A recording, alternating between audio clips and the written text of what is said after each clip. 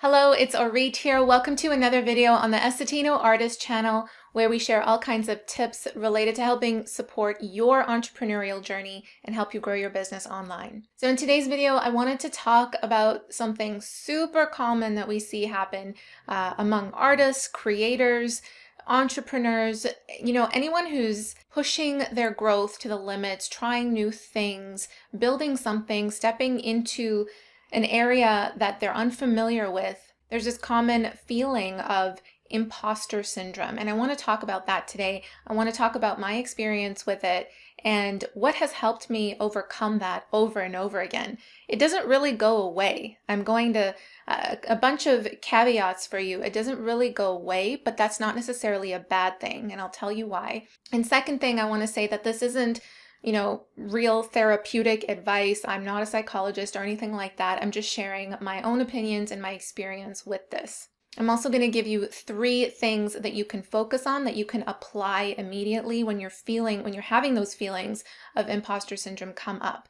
So let's first take a look at what it is. So imposter syndrome is this thing that happens to us when we have these feelings of doubt, of inadequacy come up. Maybe a certain part of us feel like, the success that we've achieved to date is partly due or mostly due to luck rather than our own talents and abilities. And I think it comes a lot hand in hand with those people who have perfectionistic tendencies, like who want to really make the best out of everything, who want to strive for perfect achievement. I've gone through this so many times, guys, and you will too as you grow. When I decided to be an entrepreneur, when I decided to let my parents know that, hey, I don't want to go to med school, I don't want to become a doctor, I want to be an artist. I want to, number one, pursue my music career. I want to sing, I want to perform. And number 2, I want to build a meaningful business. I want to help other creators do more of what they love. So every single step in that journey, there's been some feelings of this imposter syndrome, like me feeling like I'm not good enough. When I released my first album, when I stepped on stage the first time to sing in front of a group of people, it was terrifying. And, throughout the whole thing, I felt like, who am I to do this? I didn't grow up as a child with all of these vocal lessons and from an early age being prepared for this moment. No, it was me. It was my love for singing. I had taken some vocal lessons at the time, and it was just purely driven on passion. We do a lot of coaching now in our business. When I had first received a request to coach someone, that was back in, I think, 2016, 2017. We only had maybe around 3,000 or so subscribers at the time.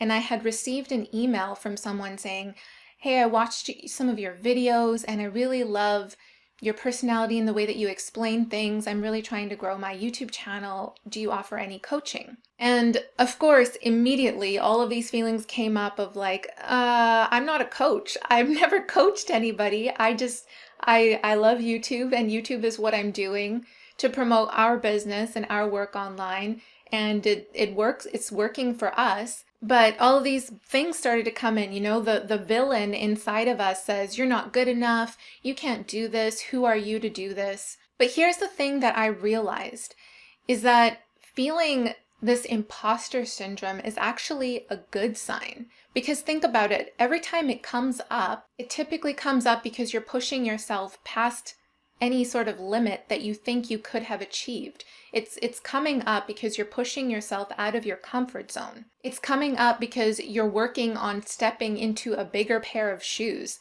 or just a nicer pair in general. And also think about it this way. You feel like a bit like an imposter, but according to whom? We fear that other people might judge us for what we know, especially if we're, stepping into a teaching opportunity, like, someone asking me to be their coach. So we fear that other people might judge us because of what we know, when in fact we're judging ourselves for what we don't know.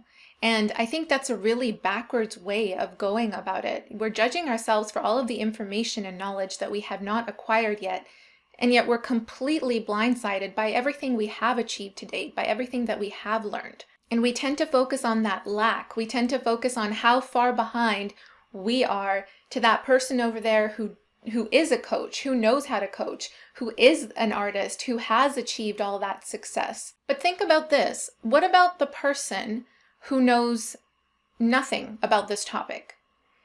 And this is what kind of flipped the switch for me. So I had received that email from her, and she admitted that she didn't know anything about growing a channel and she needed my help. I definitely know something. I might not be the best person on YouTube, the person who knows absolutely everything there is to know about YouTube, but I do know something about the topic. I do know that what I have learned to date has gotten me to the point that I am at now with my channel. This was kind of like my self-talk and my thinking at the time of receiving that email. And so here's the first thing that I want you to focus on, is that you're always, no matter where you're at in the progression of things, no matter whether you're in the beginning or in the middle or you've achieved massive success, no matter where you are in your journey, you're always going to be one step ahead of somebody else, and you're also always going to be one step behind someone else. So the reason why I say this is because we tend to always focus on, oh, we're behind, we don't know enough, we're not good enough because that person over there knows more. But we have to also realize that we do know enough, we do know more than someone who is completely in the beginning of their journey and doesn't know anything about the topic. So next time you feel these feelings of imposter syndrome come up, just realize that you're a step ahead of somebody. Another thing that I want you to realize, the second thing, is that you don't have to know every single fact about your area of expertise or your passion. Yes, facts are important and can be used to really persuade someone to get them to take an action that you want them to take, whether that's, for you delivering a presentation or writing a book or filming a video, whatever the case might be. But here's another way to think about it. You don't necessarily have to share or have to know all of the facts, but you can share your experience. This sharing your experience is something that is true. It is something that is specific to you, and nobody can take that away from you.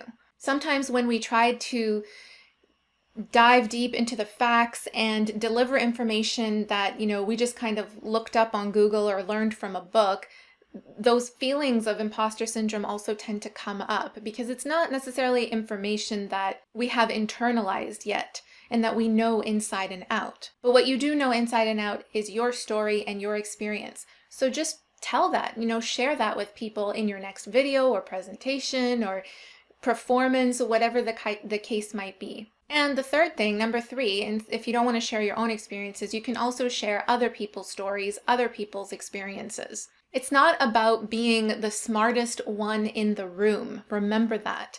It's about being in the right room. So being in the right room means that you have value to offer. You do. I don't care what you say about yourself. Every single person has value to offer because everybody has walked their walk of life, has their own experiences, has learned their own skills, and we all have value to share.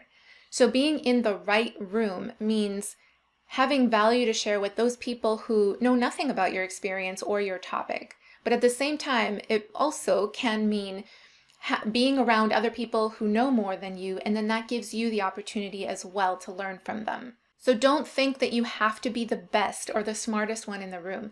YouTube naturally gives you that platform to be in the right room. Your channel is the right room. I'm specifically talking about filming YouTube videos here with that imposter syndrome. Your channel is the right room because people find you, because they're typing in something into the search and they're looking for that information. So if you're offering your own stories and experiences and knowledge on that area, they'll be grateful for that. Just know that you are enough. Be grateful for what you have accomplished to date and just keep fighting to get better and to get to learn more. Just always keep improving your knowledge and work on getting better every day.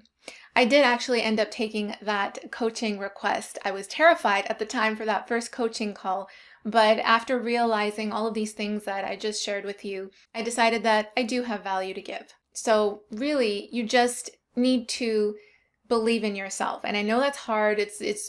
And we hear that all the time, but at least if you don't believe in yourself, let me believe in you so you can actually dive in and take that opportunity that you have been fearing. So I hope this video has been helpful for you. Please let me know by leaving me a comment down below and subscribing to the channel as well.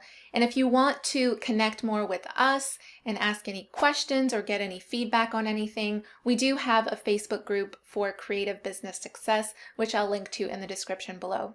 Thank you guys so much for watching, and I will see you in the next video. Bye.